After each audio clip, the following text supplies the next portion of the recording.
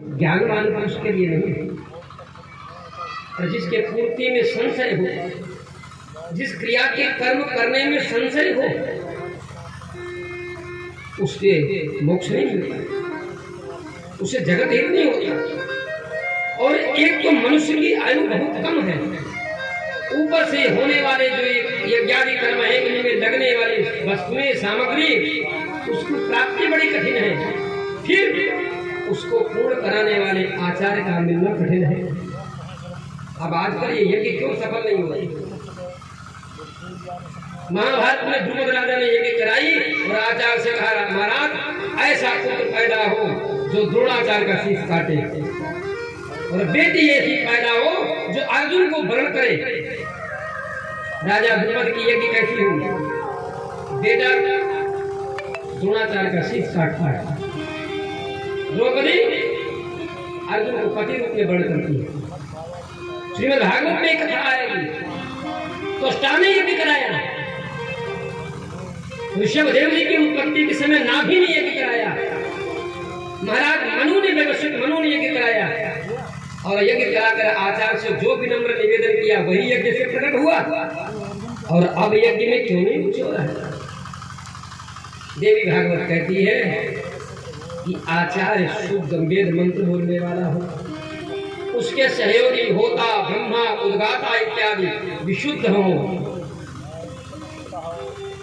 विशुद्धि, शुद्धि में सब कुछ आ गया। विशुद्ध माने विशेष प्रकार से शुद्धि का बर्ताव करे। जिस भूमि पर यज्ञ किया जा रहा हो, वो भूमि किसी की बेईमानी की न हो। उस भूमि पर यज्ञ कराने का ऐसा न हो कि वो किसी के वर्षावधि पर्यंत किसी के निकलने के रास्ता को अवरोध करने वाली हो। जैसे आजकल लोग, बहुत से लोग हैं, मंदिर बनवा दिया, कहाँ पर? बोले रास्ता जहाँ रुक जाए। यज्ञशाला कहाँ बना गई? बोले आधी जमीन कब्जा करनी थी उनकी, तो वहीं पर यज्ञशाला बनवा दिया। तो जिस भूमि पर यज्ञ मंडप बनाया जाए, उस भूमि पर किसी का विवाद नहीं होना चाहिए। सामग्री जो लगे वो यजमान के अपने पुरुषार्थ से संग्रहित होनी चाहिए। जो ना चंदा मांगे यज्ञ कराई दे, ऐसी यज्ञ की क्या आवश्यकता है? भगवान कहते हैं क्या करो? कोई प्रसन्नता से दे रहा है, किसी को अप्रसन्नता से देना पड़ रहा है। लोग व्यवहार समाज में हमारी अब कीर्ति होगी, पैसा नहीं है उधार लेकर दे रहा है, बोलिए कि सफल होगी। सामग्री का जितना शास्त्र में विधान है, उतने विधान से यज्ञ में सामग्री का प्रयोग हुआ कि नहीं हुआ?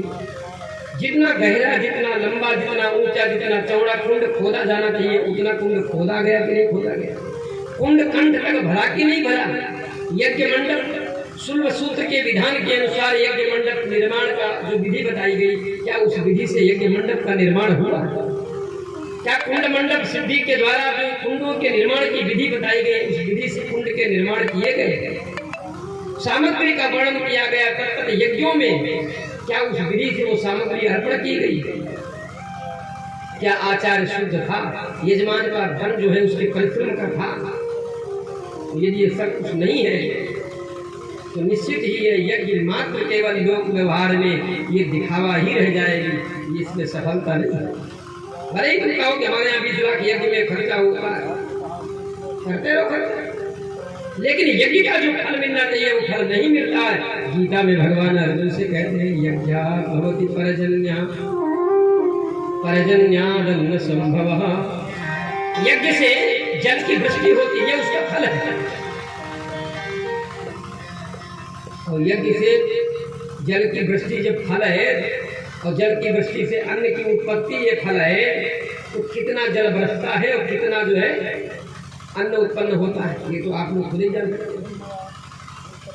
जितना पिछले वर्ष बरसात हुई उतनी इस वर्ष नहीं हुई, और जितनी इस वर्ष हुई उतनी अगले वर्ष होगी कि नहीं हो, को बढ़ा जाए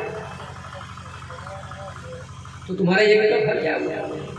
तो भगवान श्री सुखदेव जी कहते हैं, राजन परीक्षित, ये जितने भी साधन हैं, यद्यपि ये भगवत फल है, लेकिन यज्ञ का फल जानते हो क्या? स्वर्ग कामम यजे। यज्ञ का मात्र फल है स्वर्ग की प्राप्ति, मोक्ष नहीं। जिससे मोक्ष मिले वो यज्ञ से संभव नहीं है। समाधि से बोले उस समाधि से पहले 7 स्थान है, यम नियम आसन प्राणायाम प्रत्याहार धारणा ध्यान। पहले 7 को पूरा करो तो समाधि की तरफ बात करो। इसलिए हे राजा, हम तुम्हें भगवत प्राप्ति के 2 मार्ग बताते हैं, एक सद्यो मुक्ति और एक क्षण मुक्ति। एक निर्विद्यमानानां इच्छताम कुतो भयम् योगिनां नृपनिर्णीतं हरिर्नामानुकीर्तनम्। इसलिए योगियों ने भी जब अपने समाधि में जाकर के जो अनुभव किया है, हम तुम्हें उसको बताते हैं। राजन, भगवत नाम संकीर्तन से बढ़कर के भगवत प्राप्ति का दूसरा कोई साधन है ही नहीं। राम नाम का जो संकीर्तन है, हम तुम्हें अपने विश्वास अनुभव बताते हैं। परिवार में अगर किसी को असाध्य रोग हो, जब तुमने अपने दोनों प्रकार के साधन मणि मंत्र दोनों का उपयोग कर लिया हो, यानी झाड़ फूक भी करा ली हो, डॉक्टरी भी करा ली हो, फायदा न हो रहा हो, तो पूरे परिवार मिलकर के इलाज करो।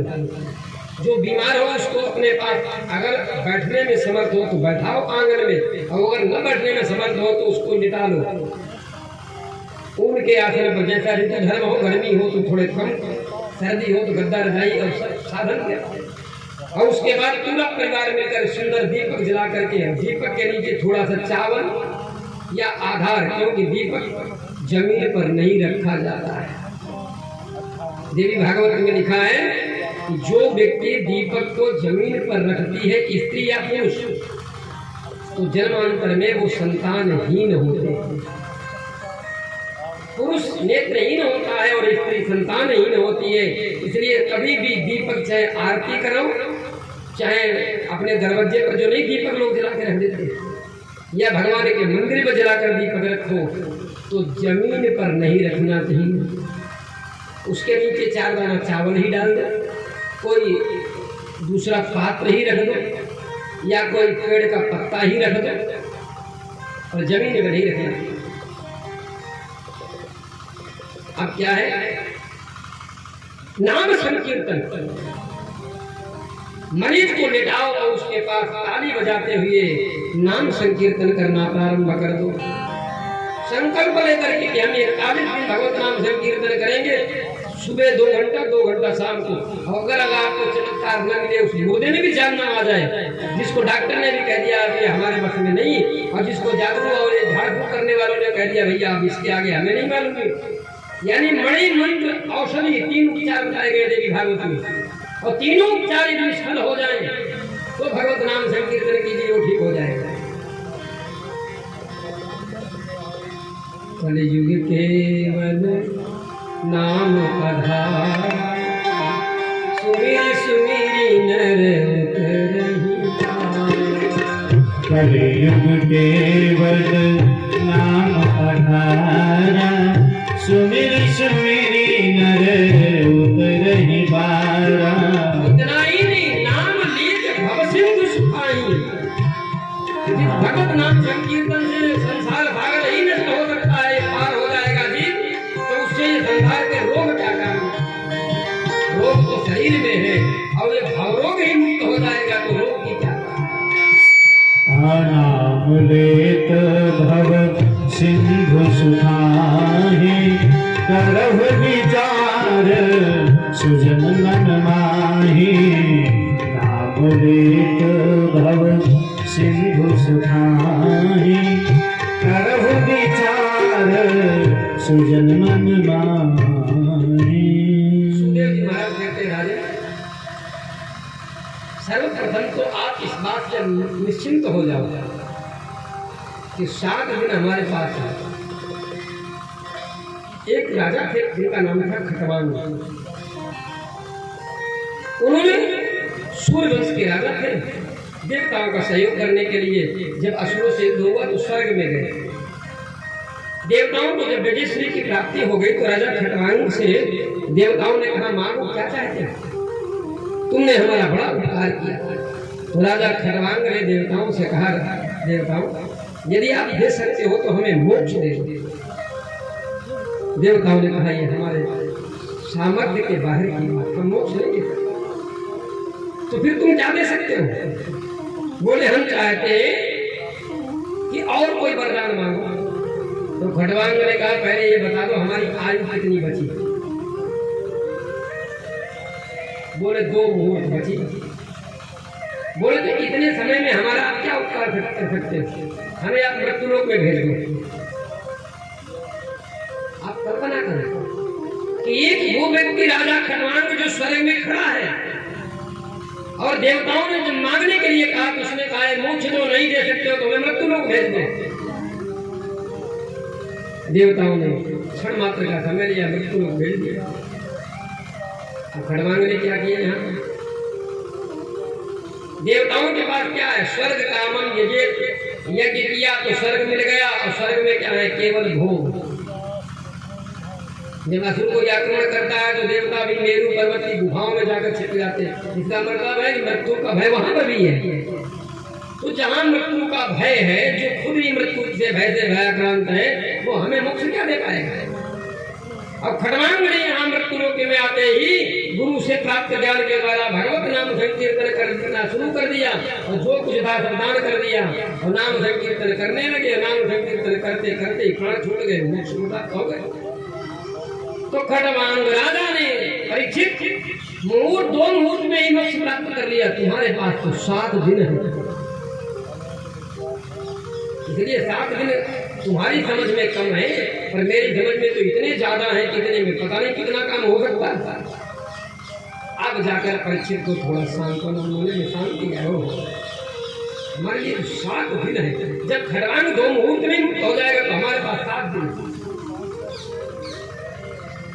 अब सुखदेव जी ने बताया पाताल में तस्य ही पादमूलम पठन्ति पाशनिप्तपदे रसातलम महातलम विश्वसृजोऽथ गुल्फौ तलातलम वै पुरुषस्य जंघे। अब दवा कैसे की जाए? डॉक्टर अगर योग्य है तो मरीज को पहले साहस बढ़ाएगा। अरे इस मर्ज के लिए घबरा रहे, इस मर्ज के तो हजारों मरीज हमें ठीक कर दिए। तो मरणांतन मरीज होगा वो भी अंदर से प्रसन्न हो जाएगा, अरे अब तो हम ठीक हो जाएंगे। सुखदेव जी ने ऐसी जड़ी बूटी दी कि राजन तुम घबराओ नहीं। और देखो जहाँ तुम रह रहे हो, जितना तुम देख रहे हो, जो तुमने सुना है, सब भगवान के एक अंश में विद्यमान है। तल भगवान का एक पाताल है, यानी तल अतल वितल सुतल रसातल पाताल, ये 7 लोग भगवान के कमर तक नीचे विद्यमान है। और भू भू स्व महाजनक सत्य लोग, ये 7 लोग जो ऊपर के हैं वो भगवान की नाभि से लेकर शिरोभाग तक विद्यमान है। 14 भुवन भगवान के स्वरूप में ही है। राजन जितने भी वृक्ष, जितने भी पर्वत, जितनी भी नदियां, जितने भी सरोवर इत्यादि तुम्हें दिखाई दे रहे हैं, नदियां भगवान के शरीर में नष्ट, जितने भी पर्वत भगवान का वक्षस्थल, जितने भी वृक्ष हैं वो भगवान के रोमावली। तो जिस संसार को तुम समझते हो ये इसमें सब मरने वाले हैं, ये सब भगवान का ही स्वरूप है। जानते क्या हुआ? दृष्टि का परिवर्तन करना, देखने का नजरिया बदलना। जिस परीक्षण को ये दिखाई पड़ता था कि मैं भी मरूंगा और संसार के भी सब मरने वाले हैं, उस परीक्षित की महाराज सुखदेव जी ने दृष्टि बदल दी। अरे ये तो सब भगवान का ही स्वरूप है। जित देखो तित श्याममयी है, जित देखो तित श्याममयी है। श्याम घटा घन घोर छई है, जित देखो तित श्याम। सब श्याम ही राम है। अब पक्षी जी महाराज को और थोड़ी सी सांत्वना आई। सही भगवान का ही स्वरूप है। सार्वभौमिकता में बता दिया सुखदेव जी ने कि राजन ये जो भी कुछ है सब भगवान का ही स्वरूप है। तुम भी भगवान के हो, हम भी भगवान। भय कम होने लगा। फिर सुखदेव जी कहते हैं राजन, संसार से मुक्त होने के केवल 2 ही रास्ते हैं। आप लोगों ने बहुत भागवत सुनी होगी और इन कथाओं को कोई सुनाने वाला ही नहीं है, क्योंकि जो व्यास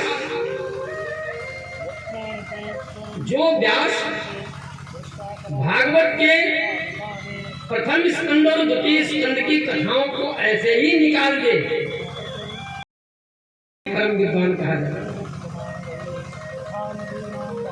जो नींव डाले ही नहीं है, मकान बना के खड़ा कर दे, वही व्यास है आज के दिन में। हम आपको कोशिश करेंगे, हमारे लिए 7 दिन का कम समय जो है केवल भागवत की कथा के लिए कम पड़ता है। ये 7 दिन जो हम कथा कहते हैं ना, इसमें भी हमारे लिए ये कम पड़ जाता है। तो 2 मार्ग है, एक मार्ग है सद्य मुक्ति और दूसरा मार्ग है क्रम मुक्ति। अब सद्य मुक्ति क्या है? भक्ति मार्ग। और क्रम मुक्ति क्या है? योग मार्ग। तो चीराणि किं पथिन सन्ति विसन्ति भिक्षाम्, ये भक्ति मार्ग का पथ है, रास्ता। जब हम भक्त हो गए भगवान के, तो हमें संसार की किसी भी कामना की क्या आवश्यकता? पेट भरने के लिए भी हमें कोई आवश्यकता नहीं, शरीर पर वस्त्र हो इसकी भी कामना नहीं। क्यों? चीराणि किं पथिन सन्ति विसन्ति भिक्षाम्, नैवान्धिपा परिभृतो सरितो विशुष्यन्, रुद्धा गुहा किमजितो वदिनो प्रसन्नाः, कस्मात् भजन्ति कवयो धन दुर्मदाः। सुखदेव जी कहते राजन परीक्षित, भगवान के एक भक्त के लिए, जिसके लिए परमात्मा ने उसके जन्म के पहले ही शरीर को ढकने के लिए बस उसको कहीं कहीं मिली जाएगा, कहीं न कहीं तो चिथड़ा जो मिली जाएगा। अरे दुर्योधन को कुछ नहीं मिला तो भगवान के कहने में जिन्होंने केले का पत्ता ही फाड़ के अपने कमर में बांध करके अपनी मैया के पास पहुंच गया, कोई कपड़ा नहीं पहना पर केले का पत्ता ही लगा दिया। क्या ऋषि मुनि लोग ऐसे जीते नहीं थे? एक सच्चाई बताओ, हमको तो लोग व्यास कहते, व्यास माने विस्तार करना, लेकिन सच्चाई ये है कि जब हमारे मकान कच्चे थे तो ईमान सबके पक्के थे, और आज जब मकान पक्के हो गए तो ईमान सबके कच्चे थे। जब मनुष्य की आयु में संत महात्मा लोग हजारों वर्ष तक जीवित रहते थे, तब वो झोपड़ी तक नहीं बनाते थे। कोई बरगद के नीचे बैठा है, कोई अंगूठे के बल पे खड़ा है, कोई पंजे के बल पर खड़ा है, हाथ जोड़ ऊपर के, हजारों वर्ष तपस्या करते हैं। अमृता दत्त व्यास ने शिवराज विजयन ग्रंथ लिखा, उसको पढ़ के देखना। एक महात्मा का वर्णन आता है जो 300 वर्ष पहले, करीब 5000 वर्ष पहले युधिष्ठिर जी महाराज हुए थे, तब एक बार हम यहाँ नीचे उतरे थे। उसके बाद में विक्रमादित्य का राज्य हुआ, तब हम यहाँ आए। उसके बाद में अब कौन राज्य करता है? बोले अब इस समय मराठा नरेश शिवाजी का राज्य चल रहा है। तो सोचो अभी कलयुग की बात है। अमृता दत्त व्यास ने शिवराज विजयन ग्रंथ लिखा, उसमें इसका वर्णन है, और इसका वर्णन महाभारत में उन योगी का वर्णन है। तो इतने जन्म तक कितने दीर्घ जीवन जीने वाले महात्मा लोग अपने लिए कुटी तक नहीं बनाते। जब आयु घटी तो महात्माओं ने कुटिया बनाई, आश्रम बने। जब और आयु घटी तो कच्चे मकान बनने शुरू हो गए, और जब और आयु घट गई, अब 100 वर्ष की भी गारंटी नहीं, तो इतनी मोटी मोटी लोहे की छड़ 6 इंची 7 इंची सूत की, 5 सूत की, 6 सूत की, 8 सूत की, और इतने मोटे मोटे आरसीसी के पिलर, ये मोटी आरसीसी सिले 9 इंची दीवार। अब आयु का भरोसा ही नहीं। जब जीवन लंबा था तो रहने के लिए घर नहीं था, बनाई। और जब आयु का पता ही नहीं है तो आरसीसी की सिलेटें पड़ रही है। सोच के देखो। सुखदेव जी कहते हैं राजन परीक्षित,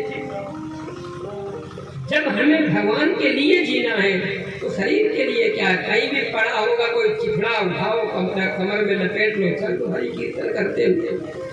प्यास लग जाए तो किसी नदी में जाकर के अपना जल पी लो, पिपासा मुक्त हो जाओगे। भूख लग जाए तो किसी के दरवाजे पर जाकर हाथ फैलाओ, भिक्षा मिल जाएगी, पेट पूर्ण भगवत कीर्तन करो। और इतना सब कुछ होते हुए भी मकान बनाने, अरे पहाड़ों में कहीं भी चले जाओ, एलोराई भीटा की गुफाएं देखो कितनी विशाल बनी, बद्रीनाथ केदारनाथ हरिद्वार में चले जाओ, पहाड़ों में देखो कैसी कैसी गुफाएं बनी, जम्मू कश्मीर में जाके देखो शिवखोड़ी की गुफा कई किलोमीटर तक चली गई। क्या ऋषि मुनियों के लिए, जो संत महात्मा भगवत परायण है, उनके लिए मकान आश्रम की आवश्यकता है? परीक्षित जी महाराज तत्वचित्त होकर सुन रहे हैं। कथा तब समझ में आएगी जब सावधान होकर कोई सुने, तत्वचित्त होकर। सुखदेव जी कहते जा रहे हो, परीक्षित उसको अपने जीवन में उतारते जा रहे हैं। कैसे? बोले एक तराजू पर अपने जीवन में जो शुभ अशुभ कर्म किए उनको रखते हैं, और एक तराजू के पलड़े पर जो कथा सुन रहे हैं उसको रख कर के बराबर साथ साथ में तोलते जा रहे हैं। सुखदेव जी कहते राजन, पहले भगवान का चिंतन करो, सुंदर भगवान के चरणारविंद का स्मरण करो। कमल के सुंदर समान लालिमा भगवान के चरणों में है, सुंदर उनके पांजे पड़ी हुई है, जो रुनुक झुनुक करके भगवान जब चलते हैं तो उसका स्मरण करो। उसके बाद भगवान के सुंदर उरु वक्षस्थल जंघा इत्यादि का स्मरण करते हुए और मंद मंद मुस्कान करते हुए गोविंद के अधरोष्ठ का स्मरण करो। सुस्मितम भावयेन मुखम। और जब भगवान की उस मनोहर झांकी में मंद मंद मुस्कान करते हुए गोविंद के मुखार बिंद का स्मरण करते हुए जब चित्त में उस झांकी में जब चित्त चिपक जाए, बस वही पर जाओ। महाराज ये कैसे हो? तो भगवान सुखदेव जी कहते राजन एवं सतयुक्ताये भक्ता स्वाम पर्युपासते। हे राजन, इसका सतत अभ्यास करना पड़ेगा। हमने जब पतंग को उड़ाया तो वायु के सहारे से पतंग दूर तक हमने उड़ा दिया, पर अब वायु का जब वेग बढ़ गया तो हमें पतंग को उतारना बहुत कठिन लगा। अब हम उसे उतार नहीं पा रहे, क्योंकि उसके साथ में लगा हुआ तारा भी खतरे में है और पतंग भी खतरे में है। ऐसे ही हमने अपने मन को इंद्रियों के विषयों के साथ इतनी दूर तक फंसा दिया कि अब उस मन को हमें ला करके एक जगह पर लगाना और भगवान के ऐसे स्वरूप उस झांकी में लगाना, ये बहुत कठिन हो रहा। इसलिए बिगड़ा नहीं है, अभी भी अभ्यास करो और इन इंद्रिय के विषयों को थोड़ा सा रोको। और जिस दिन इन इंद्रिय के विषयों को विश्राम मिल जाएगा उसी दिन राम मिल जाएगा। और यदि इंद्रिय के विषयों को तो रोक न पाए, विश्राम न दे पाए, तो राम नहीं मिलेगा। इसलिए पहले अपने मन को इंद्रिय के विषयों से विरक्त करो। वैराग्य जानते किसको कहते हैं? जब इंद्रिय के विषयों से वैराग्य हो जाए। सुखदेव जी महाराज ने सूक्ष्म साधना के द्वारा मन को भगवान के स्वरूप में लगाने को बताया। इसी का नाम है भक्ति मार्ग। राम जी सबरी से कहते पूर्व में भी बताया, मैं बार बार बताना पड़ेगा। प्रथम भगत संतन कर संगा, दूसर रति मम कथा प्रसंगा।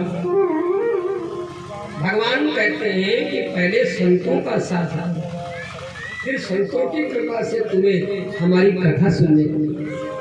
और जब कथा में रति हो जाएगी तो सहज ही हमारा बोध हो जाएगा। तो तस्मात् सर्वात्मना राजन् हरि सर्वत्र सर्वदा श्रोतव्यः कीर्तितव्यस्य स्मर्तव्यो भगवान्। तीन ही काम करने, पहले कथा को श्रवण करो, श्रोतव्यः कीर्तितव्यस्य भगवान के गुणानुवाद को गाओ, कीर्तन करो। कलयुग में बंगाल में एक महात्मा हुए हैं जो हरे राम राम राम हरे हरे, हरे कृष्ण कृष्ण कृष्ण हरे हरे, प्रभु चैतन्य जी महाराज। उनको स्वयं भगवान का ही अवतार बताया जाता है। क्योंकि राधा के वियोग में कृष्ण और कृष्ण के वियोग में राधा का ये बारंबार मिलन होता है, विछोह होता है, यही भगवान की लीला है। तो वो केवल नाम संकीर्तन करते करते भगवत फलक हो गए चैतन्य स्वामी। अब सोचो कि श्रोतव्य, पहले सुनो, फिर कीर्तितव्य से कीर्तन करो, और फिर उसके बाद स्मर्तव्य, फिर उनका स्मरण करो। और इतना जब कर लोगे तो फिर गोविंद को हृदय में आके रह जाएगा। राजन, ये तो हो गया भक्ति मार्ग।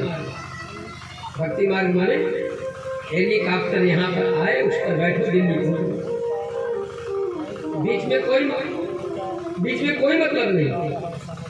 और कर्म मार्ग जो है उसका मतलब पहले यहाँ से तुम्हें कोई रोड तक छोड़ने जाए, साइकिल मोटरसाइकिल, फिर वहाँ से बस पकड़ो तो स्टेशन जाओ, फिर वहाँ से ट्रेन पकड़ो तो दिल्ली जाओ। ये है योग मार्ग। पहले यम करो, फिर नियम करो, फिर अनेक करो। राजन, हम तुम्हें एक और उपाय बताते हैं। एवमेतं निगदितं पृष्ठवान् यद्भवान् नृणां यन्म्रियमाणानां मनुष्येषु मनीषिणाम्। परीक्षित, संसार में मनुष्य जानते हो किस बंधन में फंसा है? बोले कोई तो दुर्गा जी की पूजा करता है, नवरात्र आ गई तो, श्रावण आ गया तो शंकर जी की पूजा करता है, रामनवमी आ गई तो राम जी की पूजा करता है। राजन, इनको समझने की कोशिश करो। 8 श्लोकों में सुखदेव जी ने संसार के जीवों को उपदेश किया। यदि किसी व्यक्ति को वेदाध्ययन में सामर्थ्य की कामना हो कि हम वेदों में पारंगत बन जाए, तो उसको चाहिए कि वो ब्रह्मा जी का पूजन करे। कामना तो है ना, हम क्यों सफल नहीं होते, इसकी कभी जिज्ञासा हुई आपकी? इतने दिन से शंकर जी की पूजा कर रहे थे, सफलता नहीं मिली, क्यों? हम हर बार नवरात्र में व्रत रहते हैं लेकिन सफलता नहीं मिली, क्यों? जानते हो, तुम्हारी जो कामना है उस कामना को पूरा करने का अधिकार किसके पास है? उसकी जब पूजा करोगे तो सफलता मिल जाएगी। अगर सुप्रीम कोर्ट में जज ने फांसी की सजा बोल दी तो केवल और केवल राष्ट्रपति ही उसको मुक्त कर सकता है। तो तुम प्रधानमंत्री से पैरवी लगवाओ, मुख्यमंत्री से लगवाओ, अपने यहाँ हमारा बेटा जज है या डीएम है, उस डीएम से पैरवी लगवाओ, काम नहीं करेगी। राष्ट्रपति के पास अपने प्राणों की भीख मांगो, अगर वो चाहेगा तो मुक्त कर देगा।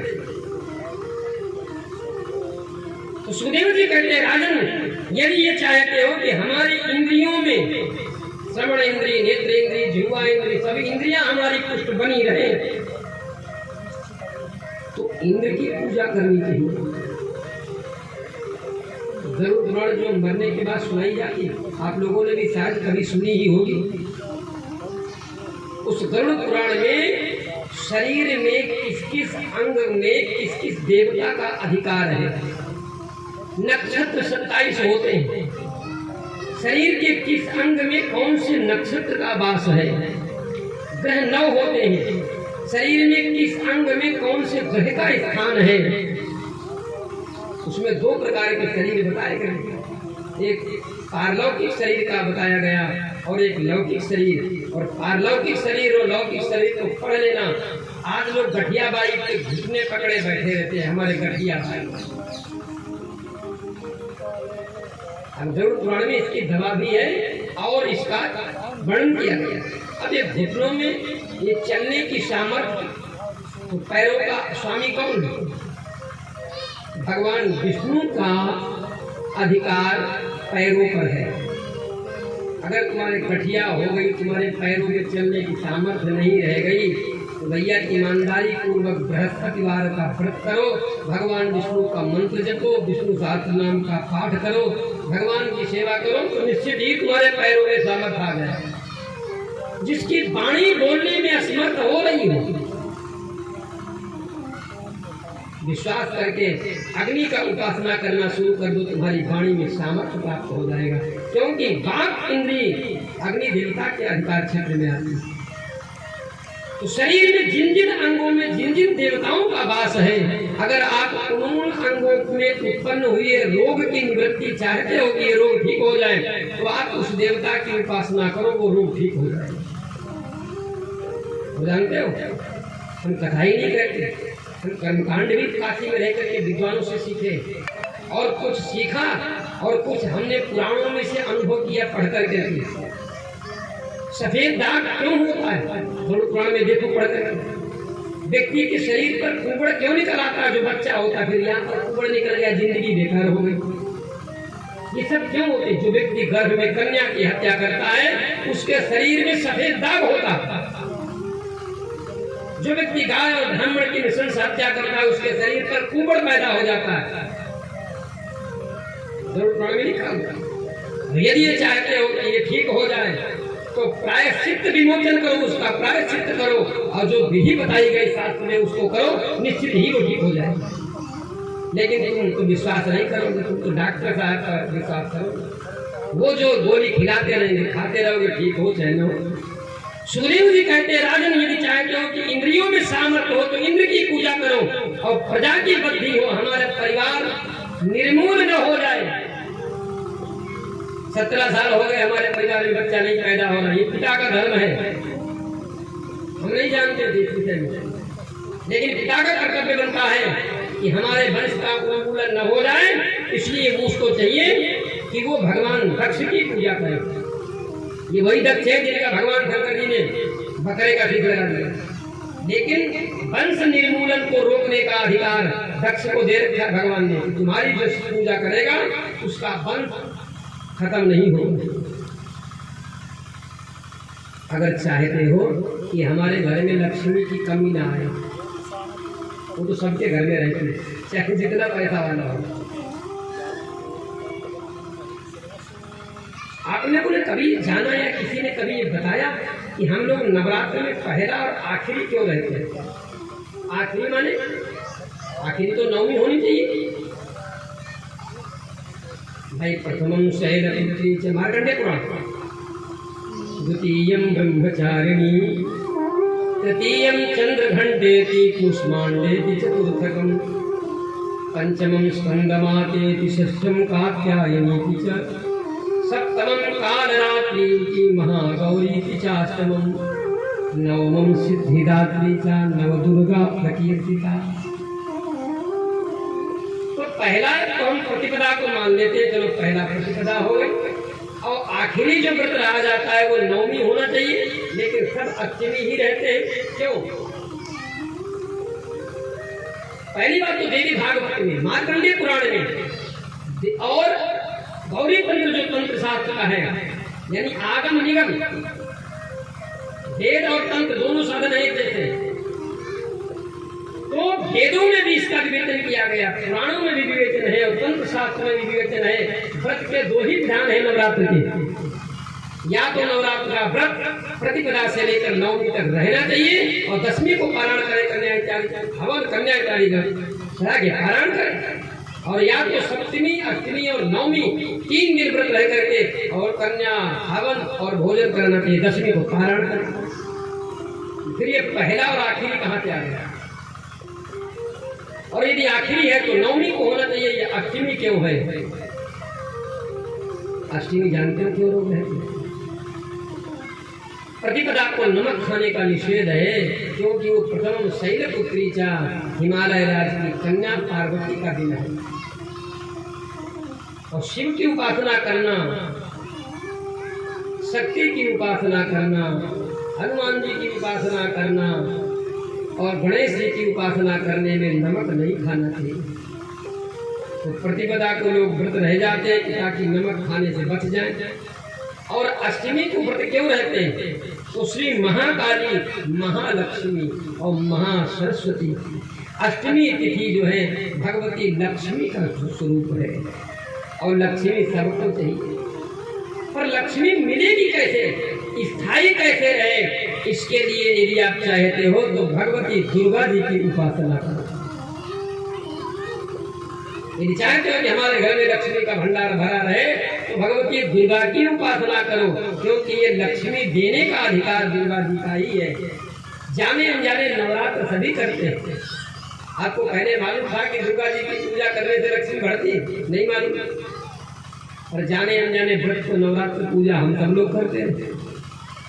देवी पितर इसीलिए पूजे जाते हैं ताकि जो वर कन्या की विवाह होने वाला है, पितरों की पूजा की गई और देवी जी की पूजा की गई ताकि बना रहे तो उनका भविष्य नहीं। यदि किसी को चाहिए कि हमारा प्रभाव बढ़े, आजकल सब चाहते चुनाव हम जीत जाएं, चाहते हैं क्या और पर बिना प्रभाव के चुनाव में विजय मिलती नहीं है। जब प्रजा के तुम्हारा प्रभाव है ही नहीं, तुम्हारा प्रभाव नहीं, तुम्हें वोट कौन देगा? अच्छा, 4 लोग चुनाव लड़ रहे तो कोई तो जीतेगा ही। लेकिन सच्चाई ये है कि यदि चाहते हो कि समाज में हमारा प्रभाव रहे तो अग्नि की आराधना करो, अग्नि की उपासना करो। यदि ये चाहते हो कि हमारे घर में सुवर्ण और पशुधन, कुछ लोग कहते हैं पंडित जी हमारे घर में भैंस नहीं चाहती, हम भैंस बहुत दिन से पाल रहे और भैंस हमारे यहाँ मर जाती है, गैया पालते हैं तो ठीक, 100 में 100% कहता हूँ भैंस ले जाओ, अगर मर जाए तो हमें बताना। लेकिन जानते हो क्या है? अष्टवसु हैं, उन अष्टवसुओं में एक वसु जो है देव, वो देव नामक वसु ही भीष्म पितामह बने थे। तो वसुओं की पूजा करो और वसुओं की पूजा मंत्र का जो जप है वो मंत्र जप कराओ और वसुओं की पूजा करते रहो। और जब तुम्हारे घर में भैंस मरती हो इतना पूजा कराओ, भैंस लेके आओ, मर जा तो हमसे कहेंगे। तुमने कभी ये जानने की चेष्टा ही नहीं की कि गाय नहीं मर रही है, भैंस मर रही है, घोड़ी नहीं मर रही है, हाथी तुमने पाला मर गए, क्यों? एक पशु रहता है, एक मर रहा है, तो गाय क्यों नहीं मर रही? क्योंकि गाय देव है, देव शक्ति से संपन्न है, इसलिए पशुओं की सामर्थ्य नहीं है कि वो गाय को मार सके। अन्य जो पशु पालते हो मर रहा है क्योंकि उनके बस में है, तो भैंस को मार सकते हो। तुम घोड़ी पालोगे उसे वो मार देंगे अगर वो रुष्ट है। और पशुओं की पूजा करो, तुम्हारे घर में भैंस कुत्ता बिल्ली कोई नहीं मरेगा। यदि तुम चाहते हो कि हमारे घर में कोई भी व्यक्ति अकाल मौत को प्राप्त न हो, दीर्घजीवी हम हो, तो अश्विनी कुमारों की पूजा करें।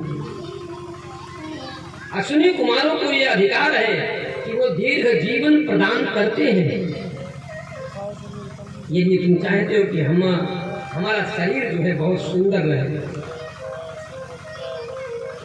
गोलो प्लस फेयर एंड से काम नहीं चलेगा, इसकी आवश्यकता नहीं। तुम केवल गंधर्वों की उपासना करो।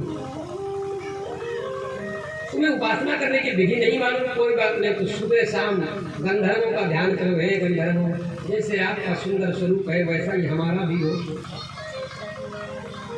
इतने कहते हो। फिर भी तुम देख लेना स्वरूप में परिवर्तन आ जाएगा।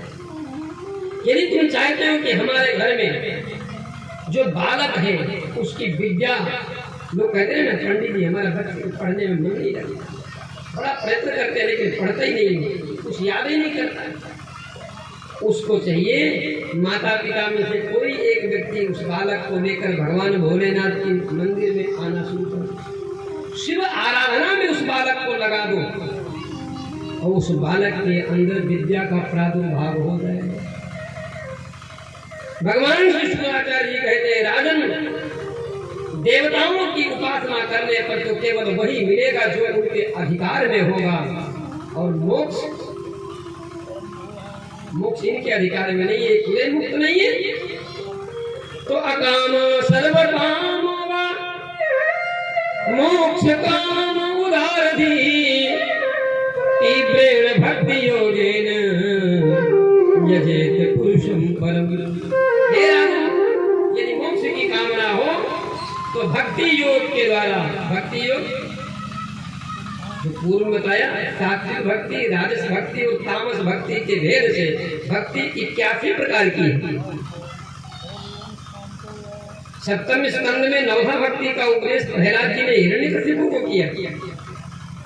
रामचरितमानस में ठाकुर जी ने सबने को उपदेश किया नवधा भक्ति का, पर नारद जी ने उस भक्ति में भी थोड़ा सा जब खंगाला तो वो 81 प्रकार की निकली। कोई सात्विक भक्त है, कोई राजस भक्त है, कोई तामस भक्त। अस्तु हे परीक्षित, आत्म कल्याण करने के लिए केवल भगवान की भक्ति ही साधन है। जैसे क्या वृक्ष खाते नहीं है कि पीते नहीं है, अपने जीवन को जीने के लिए वृक्ष भी भोजन लेते हैं। क्या नदियां जिनमें जल बहता है वो पानी नहीं पीती? नदियां भी अपने जीवन निर्वाह के लिए जल को पीती हैं। क्या ये संसार में पशु पक्षी कुछ खाते पीते नहीं? सब खाते। जैसे एक भौंकनी होती है ना बिहार के यहाँ, वो श्वास नहीं लेती है, वो भी श्वास नहीं, चमड़े की है, वो भी मरे पशु का चमड़ा है, पर फिर भी वो भी सांस लेती है। क्या ये पशु पक्षी संतति पैदा नहीं करते? करते। तो फिर इनमें और मनुष्य में अंतर ही क्या है? स्विडवरा हो खरई संस्तुता पुरुष पशु नयत कर्ण कथोपेत जातु नाम गृझार। हे राजन, यदि मनुष्य होकर के जिसके पास बुद्धि है, अच्छे और बुरे का निर्णय कर सकती है, और उस बुद्धि को प्राप्त करके भी जिस मनुष्य ने अपना हित का खंडन नहीं किया, तो फिर इनमें और पशुओं में, पेड़ों में, वृक्षों में कोई अंतर नहीं। विदेवतो रुक्रम विक्रमाण्ये न तृणवता कर्णपुटेन्द्रस्य जिह्वा सती दारुके वसूत न चोपगाय त्रिगाय राता। जिसकी भगवान ने दिव्य सुंदर वाणी, जिसकी भगवान ने सुंदर कान लिए, सुंदर नेत्र दिए, सुंदर नेत्र प्राप्त करके भी दर्शन न कर रहा हो भगवान का, साधु संतों का, सुंदर श्रवण इंद्रिय प्राप्त करके भगवान की कथा और नाम संकीर्तन न सुनता हो, और सुंदर जिह्वा इंद्रिय प्राप्त करके जो भगवत नाम संकीर्तन न करता हो, तो सुखदेव जी कहते ऐसे व्यक्ति का जीवन स्व माने कुत्ता, वराह माने सुअर, और